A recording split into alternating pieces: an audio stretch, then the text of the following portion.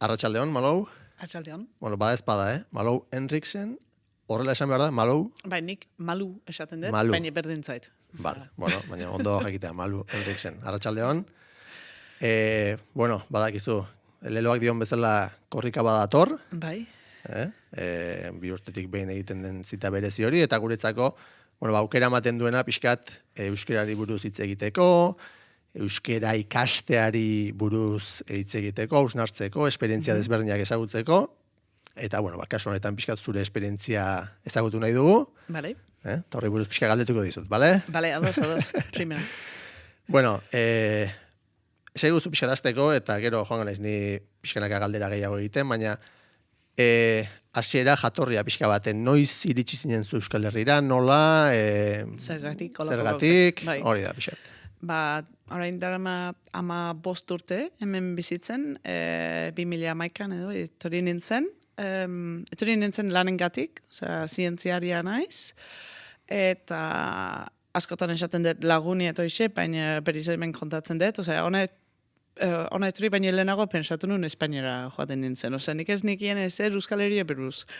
Eta galdetu nion Inglaterrako lagun batzui ezagutzen dute San Sebastian, eta tenek esan zuten, bueno, leku oso politxa, egoraldi oso eskas, baina pensatu nun hemen egongo zan sangria eta paiak eta lako gauzak, eta etorri nintzen urtarian edo txaian, eta justo kontrario, ez? Osea, gaur egungo bezala egoraldia, euria, oso desberdina. Baina, bueno, osea, bueno, hasieran pentsatu nun igual frantsesekin moldatzea posible izango zela, Frantziakin gertu zan, gaur egun esango nuke iparraldetik gertu dago, orduan orain igual hobetu ulertzen dut, zagatik ezin duzu moldatu frantsesekin ez, zen ni lehenago Frantzin bizi nintzen. Eta orduan frantsese nivela nahiko ondoz nukan, eta bueno, frantsesez edo inglesesekin moldatzeko posible izango zela, baina ez. Orduan hasi nintzen gazteleraz eta euskaraz ikasten. Ustet, igual gure lantegin, garai honetan, kanpotarazko bai zeuden zientzia mundun lan egiten, baina administrazio aldetik bere inglesezko nivelez zegoen oso ondo, orduan ikusi non bai gazteleraz bai beharko zan, ze euskeraz ez zuten erebili momentu honetan gure lantegian. Baina gero beste aldetik kalean eta bizitzeko moduan ikusi non bai euskeraz importantea zen. Eta ez dakit zergaitik bereziki, baina pixkat maite mintuta gelditu nintzen Euskal Herriakin eta Euskal kulturakin, eta orduan,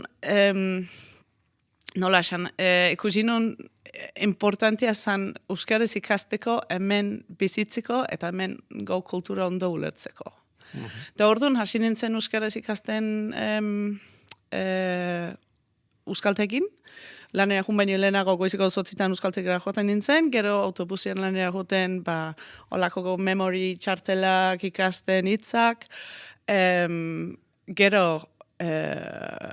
pisukide bat nuka, euskaldun bat nukan, gaur egun igual pixkat erreferentia bat izan zen nientzako, eneko maletzetxe beria, ez dakit orain non zaude, Bilbon ustet. Orduan, behen ezkerere gero etxean negoen libruak ekin ikasten euskeraz, tanto pokulo pixkatez, galdetzen zergatik aditzau deklinatu behar duzu hola, edo holako galderak. Eta, pues, poliki, pues, hasi nun harapatzen euskera, eta orain pozez esan dezaket euskaldun beria naizela, o euskalduna naizela, eta euskeraz bizi naizela. Eta horrelako elgarrizketa bat egin dezakezula euskeraz, Bai. Ez dago aizti. Ez. Bueno, esan dituzu, prozesuaren urrats asko esan dituzu, zatiz edo, pixkate banan joateko, zu Danimarkan jaioa zara? Bai. Eta gero Ingalaterrara joan zinen? Gero laburtekin Inglaterra joan ginen bizitzea familiakin, nire ama Daniara da, eta ustet, betik esaten zuen, bueno, Dinamarka oso eri txikia da, eta ustet garai honetan bueno, nekatuta gelditu zen, ez? Dinamarkako lotuta gauz guztiekin. Orduan, Inglaterra joan ginenean, erabakizun ez jarraitzea Daniarakin, nik aldatu nuen hizkuntza Daniaratik inglesetara, eta nire ama hizkuntza orduan inglesez dela. Bai. Antzegotasunak badituzte? Ez oso desberdinak. Osea, Daniara eta Suezia, o Sueka nola esaten da, uste bai igual uler daiteken, baina inglesezekin ez dauka ezer ikusirik. Bueno, beraz, hor lehen da biziko hizkuntza ikasketa, egia da esaten dute, txikitan, bueno, errezagoa izaten dela esaten dute. Bai. Baina, bueno, hor ja, ingelesa ikaste prozesu bat izan zenun. Bai. Gero esan duzu, frantsesa zerbait. Bai, nik uste gaur egun moldatu naiteke frantsesez, osea, usten badiazu frantzian etxera etzuli naiteke ez. Frantzin bizi nintzen 3 urte Parisen, eta nolabait ere moldatu nun. Nik uste hizkuntzakin ez dut lotzen perfektu izaten, baina bizitzeko nahikoa da. Nintzako nire nivela, nire maioa uste nahikoa da bizitzeko. Eta euskarara iritsi aurretik, euskeraz etzen ekien ezer. Ezer, osea, lotxa asko ematen dit, baina ez nekien ezer. Egia da, sepongo momentu honetan entzun nun Euskal Herria buruz, gehen bat beste arrazoi baten gatik ez, baina euskaraz hizkuntza bat bezala ez nekien ezer. Eta bai, oso kurioso da, osea, gaur egun turismoekin, sepongo jendek jakingo dula, ez, pixkakeo, baina lehenago nik ez diken. Beraz, esan nahi dut, iritsitakoan, bueno, hor lehenengo deskubrimentu bat, edo, bueno, hor bada hizkuntza bat. Bai, hizkuntza eta kultura. Osea, Donostian bizi nintzen hasieran, eta ez dakit zehazki zergatik igual enekoen esker, baina joaten ginen lekutara, beti euskeraz ibiltzen zuen, osea, ikatzkalea, o ez dakit, tabernak, eta holako gauzak beti zegoen lotura bat euskerakin, eta gero formatu genuen beste lankide batzuekin kanpotarrak, azkenean egin genuen pixkat kanpotarreko kuadria bat, ez? Errusiarra bat, Ukrainiako neska bat, beste bat, eta dena gustatu zaigun mendira joaten, eta lehenago, ematen du, izan zan duela 1000 urte, baina duela 15 urte nik ez dakat gaur egungo oroipena, recuerdo ez, nik uste eta asko aldatu da, azken 15 urte. Eta duela 15 urte igual Tolosan aurkitu zinen, eta nolabait moldatu behar duzu igual euskerakin. Gaur ez dakit, baina... Bueno, eta ez dut galdetu, baina ez asutan egintzat ematen dugu, baina gaztelera? Gazteleraz, bazenokien zerbait? Ez. Osea, frantsesetik igual esan daiteki pixkat erresagoa, oso naula baita erresagoa zan gazteleraz ikastea ez dakit. Osea, badaude izbatzuk antzeko eta gramatikoki forma antza dauzkan, baina ez nekien. Beraz, horrela, lehenengo lanetako bat gaztelera ikastera izango zen? Bai, osea, nik uste ere gaur egun nire ustez, aditz deklinabideak eta olako gauzak nik uste depeot egiten dut euskeraz gazteleraz baino. Zer, esforza handiago eman nion euskeraz ikasteko hasieran, gazteleraz baino, eta beti konfunditzen naiz kon yo hice, tu hizo, ez dakit, osea, nire burun ez daukazen zurik, orduan euskeraz ere xago etorri zaidan. Bueno, beraz, zuk baduzu esperientzia handi xamar bat, hizkuntzak ikasten. Bai, esan daiteke, bai. Adibidez, uste bat edo, mito bat edo ordagoena, euskera ikastea zaila dela, euskera hizkuntza zaila dela, 1000 aldiz esango zizuten. Bai, 1000 aldiz. Berriz galdetuko dizut, ala. Nik ez dut uste, nik uste bai daude jendeek igual zailagoa dira haientzako hizkuntza bat ikasteko, no? Osea, badaude jende batzuk oso erresetatzen zaien arteko gauzak edo olako, ez? Baina hizkuntz bat bezala ez dut uste zailagoa da. Azkenean gogoa baduzu edo behar baduzu hizkuntza bat ikasteko ikasiko duzu. Eta hor nik uste hor da desberdintasuna, nik kriston gogoa nukan ikasteko beharra Donostin bizitzen leku honetan eta nire lagunekin ez, baina garbi nukan hemen Euskal Herrian bizi nahi nun. Osea, nire lanpostua 3 urteko lanpostua zen, baina hain pozik nengoen hemen bizitzen, ikusi nun, pues, hemen gelditzeko eta hemen ondo ulertzeko euskaraz ikasi berko nuela. Eta orduan, pues ordu asko sartu nun. Eta gero ere, jarri behar duzu igual egoera zaietan, osea, salto hori egin, ez? Osea, igual hasieran ez da erresa izango norbaitekin kalean hitz egiten euskeraz, baina berdin du ez baduzu ondo esaten, ez? Osea, saiatu eta gero ja lortuko duzu. Beste mito bat da, Euskaldunak neko itxia garela. Baita. Kanpotarrekiko irekitze, kosta egiten zaigula apur bat irekitze eta bar. Bai. Era beran esango nuken Euskaldunok neko eskerronak garela euskeraz ikasten dutenekin, ilusio egiten digulako, segurazko. Askotan entzuten dut hori, bai, eta eskertzen dizuet ere. Bai, askotan. Eta, osea, claro, alde batetik oso politxe eta poz asko ematen nau hau entzutea.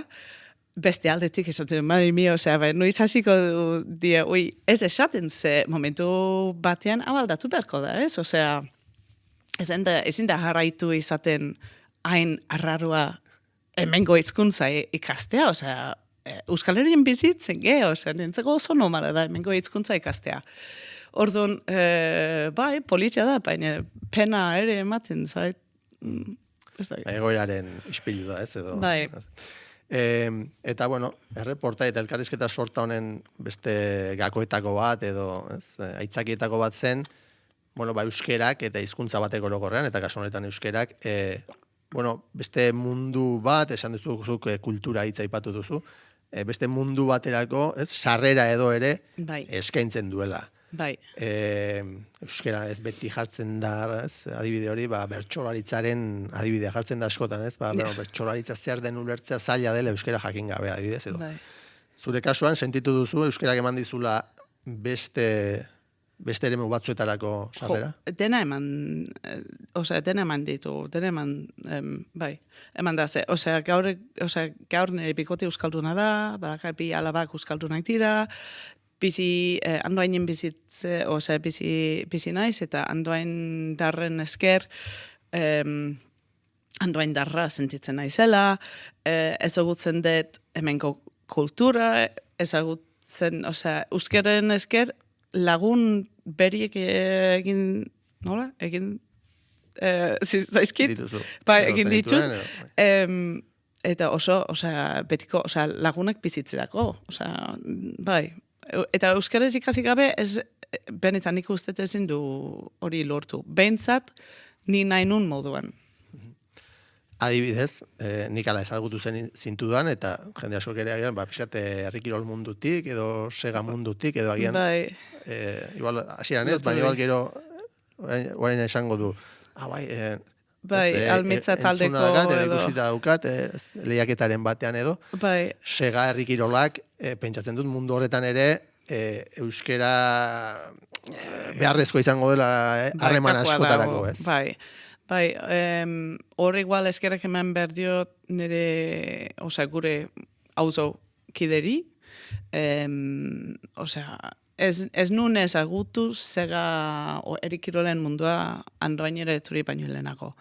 Kogratzen naiz lehenengo urte Donostin bizitzen, joan ginen erikirolak ikustea Donostiko festetan, baina ia broma bezala, ez?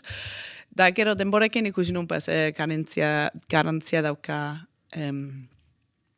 zona ruraletan, ez? Eta Juanituen esker, orain ez dago gurekin, baina Juanituen esker ikasi nun zega ebiltzen. Bere familie beti oso esku zabalak zeuden nirekin, eta laguntzen pixkat olako munduan sartzen, gero ezagutu nun almitza zega taldekideak, eta hauek ere beti oso ongetorita zeuden nirekin, eta egia da, bueno, igual topatzen duzu norbait ez du euskarazik ezagutzen eta modu batean bestean lotzen dute zeka egiten edo beste herrikirol bat, baina hobeto ulertzeko eta hobeto lasaiago egotea edo lagunak ekiteko alako gauzak nik uste importantea da euskaraz ikastea, euskaraz ezagutzea. Kuriositatez, jarraitzen duzu? Edo utzita daukazuia? Jarraitu nahi dut, baina ez dakat denborik, osea, 2 alabakin dakat 2 urteko alaba bat, eta bestea ia 6 urte ditu, eta beste ritmo da, osea, nahi dut, aber aurten. Baiak eskolan, azten direnean. Bai, baina, pasaren bizike ere, reformak, lana, konziliazio hori ja aurten oso zaila egiten nahi zait. Beste aitzakia sorta honetarako korrika bera da. Bai. Ez dakit korrika bera nola deskubritu zenuen, gogoratzen zaren... Bai, gogoratzen naiz nire lehenengo korrika. Garai honetan, momentu honetan enanin bizi nintzen, eta lagun batekin gelditu ginen, potea atzea, kalimotxo batzuk, gero egin genuen korika enanitik Donostira, eta gero paranda, eta super ondo pasan nun. Eta orduan 2 urtero korika egiten dut, ez neskonekin, eta aurten nire udak... urte betetzeko opari bat bezala, nire bikotek erosi du kilometro bat. Orduan, hemendik 2 astetara goaz noain era, eta lauren bat goizeko 4 ekingo dugu korika. Hori abentura bada. Bai, kristone, bai, oso politxe izango da. Hartu dugu kasu rural bat, eta lagunekin junguke, baina oso unkikari izango da. Osea, ni badakit ja gongo naiz negara egiten, ze beti izaten da oso momento politxa, ez? Korika ikusten telebistan edo momentuan korika egiten, eta gero ikusten duzu beste generazioa etotzen dan, eta euskaraz hitz egiten duten, eta oso politxa da. Eta, amaitzeko, korrikak baduri ez, inspirazio bat ere izan daitekela, edo norbait bultzada eman dakiokela ez, euskara ikasteko. Zure esperientzia honetatik eta zauden lekutik, norbait hor baldin badago zalantzetan, edo euskaltegian apuntatu berria baldin bada, edo eta hurren beti ez, pixka kosta egiten den hortan, zure ikuspegi ze aholku emango zenioke edo nola animatuko zenuke pixkat? Zaila da, galder hori, ez nekien. Nire ustez, alde batetik importantea euskaraz ikastea errespetu pixkat, bezala, ez? Hemengo hizkuntza, normala izango da, ez? Frantzira jutin bazea, frantzaz ikastea, hauen hizkuntza da, orduan hemen berdina. Orduan, hau alde batetik eta gero, zagatik ez, hizkuntza oso polita da. Gainera, nik asko gozatu nun euskaraz ikasten, gustatzen bazaizu hizkuntz metodologiko bat, gero ikusten duzu gauz bat, zuk oso politxe dira, nire ustez. Mitiko, zagardotegi, zagar, ardo, tegi. Hiru hitz gehitzen baduzu eta beste hitz bat egiten duzu ez, eta holako pia dauden, eta kalian ibiltzen batzea ikusten duzu okin tegi, okin eta tegia, holako gauz asko dauden. Orduan, nahi baduzu eta erikitzen baduzu pixkat begik, ikusiko duzu euskeraz gako asko edo, erresago egiten da ikastea, nire ustez. Eta azkenean esperientzia politxea da, azkenean nateak erikitzen ditu. Orduan animatu. Balio baldin badu. Eskerrik asko Malu etortzeagatik. Mi esker. Zure esperientzia kontatzeagatik. Bai. Eta ondo pasan, oin. Mi esker, zuri. Vale. Agur.